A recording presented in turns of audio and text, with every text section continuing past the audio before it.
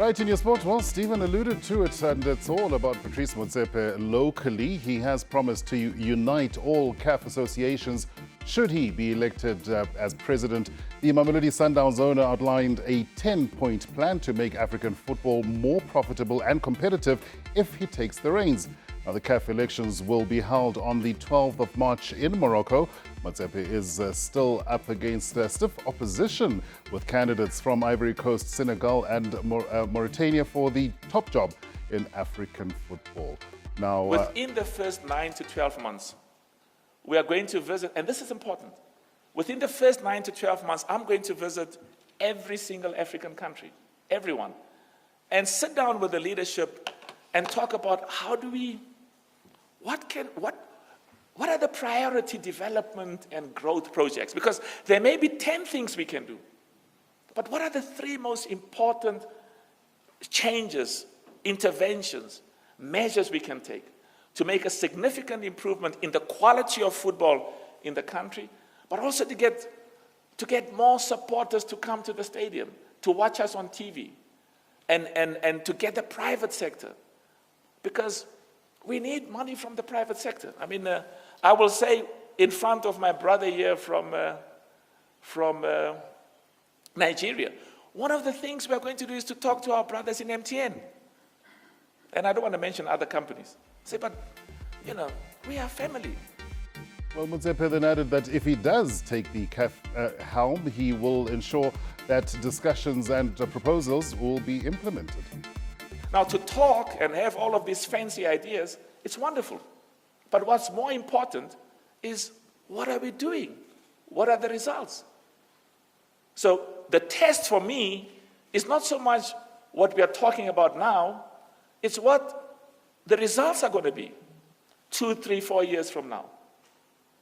Because, you know, like in 90 minutes, you've got to win in the 90 minutes. And all of us have to succeed, and the buck stops with the president. You've got to take responsibilities for failures and successes, whether you know, whether you don't know. So I'm absolutely confident that together, and there's some opportunities and there's some preliminary discussions that we've had, we will indeed, as the topic says, as our slogan says, make African football the best in the world. Well, it's a pretty big development, but this is only the start of the race. And joined now by Newzroom Afrika sports reporter Minenhle Hlela, who's been keeping a close eye on proceedings. Minnie, thank you so much for your time. And obviously, as I mentioned, this is just the start. And it always has to begin with a manifesto. There's a lot of competition. I've got to start by asking, we know that African football doesn't necessarily get taken on board very easily in the north of the continent. Is this, I think, an opportunity for South African football to change that stance, that view, and the way that we are perceived north of our border? Not just only South Africa, I think the whole CAF region, you know, the SADC football associations, for years it's been seen as this war of North Africa versus South Africa, where you have at times where you have the West African countries, you know, dominating the conversations in the boardrooms, or it's the North African countries who dominate the conversation. And Central and Southern Africa didn't have much to say or didn't have much power in those executive committee meetings that they used to have. But now this is the perfect opportunity to try and have a stronger voice within those executive committees, and who better else than Patrice Motsepe? I mean, the man's influence in the business world is a big point here, and I think that's why SAFA, PSL, and all the rest of the COSAFA region has decided that they will be able to support, because in the shape that CAF is in right now, a man of his experience in terms of business, a man of his experience who will be able to attract big business to bring their money into African football, he's the perfect candidate. Well, he still has to walk a bit of a tightrope, because he won't want to act like a bull in a china shop. He still has to play the political, diplomatic game and make sure that CAF joins him, comes on board and is part of the journey. That's not going to be easy. We've just seen in the CAF Champions League, teams in Morocco, maybe not necessarily playing ball because of COVID, understood, but there seems to be discourse, or discord rather, between the various associations. So it's going to be tricky. And it's good that he has the support of COSAFA and SAFA, but the real mission, like you say, it starts right now, having to go into Central Africa, West Africa, East Africa, North Africa, to try and convince those nations to actually back him. I think his biggest challenge right now, you can compliment Dr. Patrice Motsepe for what he's done in the business world. But when we look at the footballing side and where he has to tick the boxes now, where they ask the questions, what has he done actually for football? Because if you look outside the K Motsepe League, if you look outside the ABC Motsepe League, if you look outside Sundowns, what actually has he done at an administrative level?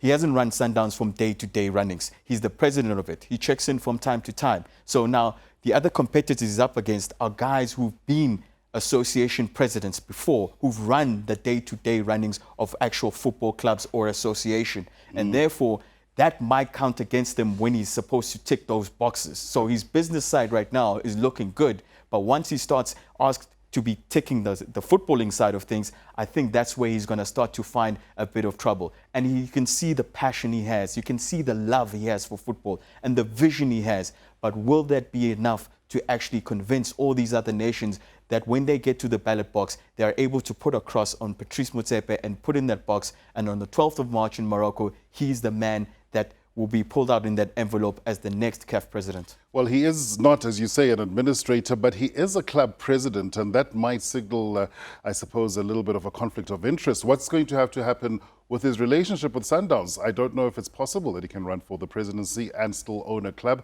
That would be very difficult indeed. The rules are simple, Kola. You cannot be CAF president if you have a club within the CAF competitions. We've seen the success of Sundowns in the PSL. We've seen the success of Sundowns all over the continent. The first South African club to go to a FIFA Club World Cup. So we've seen that if he's there and he puts in the backing and the support, the financial support, we can see the results of what they lead to. But unfortunately, you can't have it both ways this time around. And so the only solution he will have is step away from his duties as Sundowns president.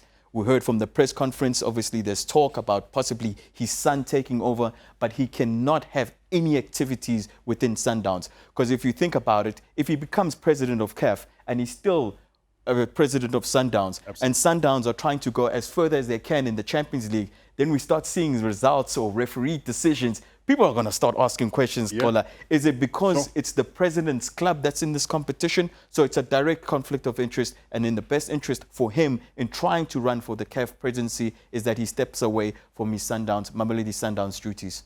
Right now, each of the nominees, or at least the people who put their names in the ring, have to produce a manifesto. And obviously, I know you've done a little bit of homework and you've been able to take a closer look at his 10-point plan. But and we'll see some of them now on screen. But what is the gist? What is he promising? What is he saying he can improve and affect? I think he did himself a big favor by keeping to the basics. I think it's always basic when in a manifesto to try and convince everybody that I'm trying to unite African football. I think that's his biggest card right now. But the emphasis, if you look at specific point 4, investing in African football and infrastructure, the development side of it, but those also needs money. And one of his biggest thing is to try and get big corporates, your MTNs of this continent, to come on board, your likes of Total, to invest more money.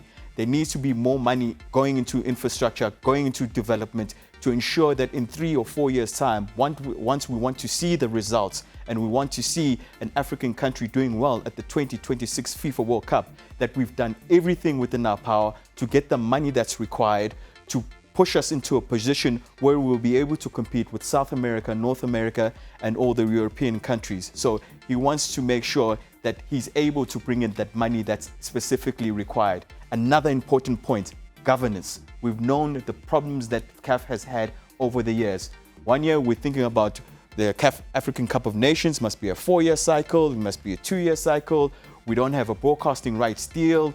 People are not able to watch their nations when they perform, or their cup or their clubs perform at CAF competitions. So it's getting that right.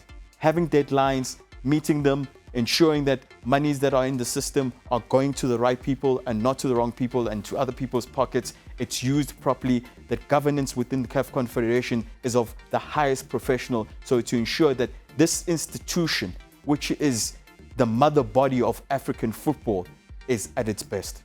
At some stage, he also has to allude to the fact that growing the football pie is of importance. And we know that on the African continent, the women's game unfortunately is a poor cousin. The USA, for instance, European nations, we know the Euros women's competitions are really excellent at the moment, great quality. We've seen some great quality come through from the continent, but certainly I know that's one of the areas of focus for Mr. Motsepe. Interesting enough, Mamelodi Sundowns, the women's team, the first team, South African team that will represent the country in the first edition of the CAF Women's Champions League. So it just shows that he's serious in that department, or he's serious in that specific area of ensuring that there's a woman empowerment, that women football is taken seriously.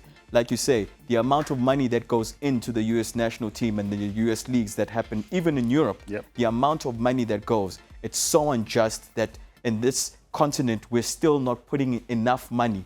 Most of our girls, when they go to World Cups, when they go to these major tournaments that FIFA hosts, you find a lot of African countries, the ladies who are playing there, it's semi-professional. They play in semi-professional leagues, or they're forced to go to a Europe, they're forced to go to a USA, where they can find a well-established league, but we don't have the enough numbers that when we get together as a national team to actually give Europe, to give the United States a challenge. And I think it's going to be an important component of his legacy should he win on the 12th of March. Well, there's so much to interrogate, but let me quickly round it off by talking about the technology we saw there. Infrastructure is important, stadia, fantastic to have the facilities in place, but the technology is already leaving us behind. VAR is a reality already in the top competitions around the globe. Is that something that he's looking to bring here, to implement here, and how difficult would that be? What sprung it off, if you remember one Champions League final, there was a Champions League final. Can't get my name on it right now, but the referee walked over the camera, the VAR was set up, but somebody forgot to plug it in.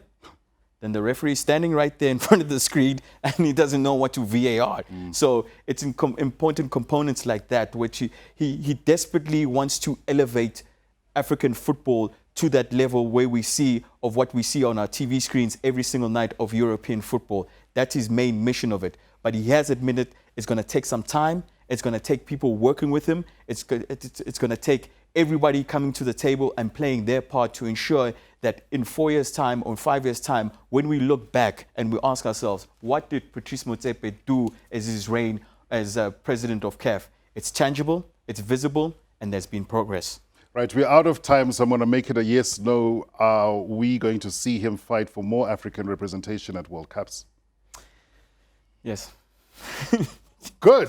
Now that answers it. Thank you very much to Motsepes, who's certainly got his finger on the pulse. Pardon the pun, it is the name of the show after all. And we'll keep a close eye on developments insofar as that goes. Like I say, it is the beginning of the journey and not the end. But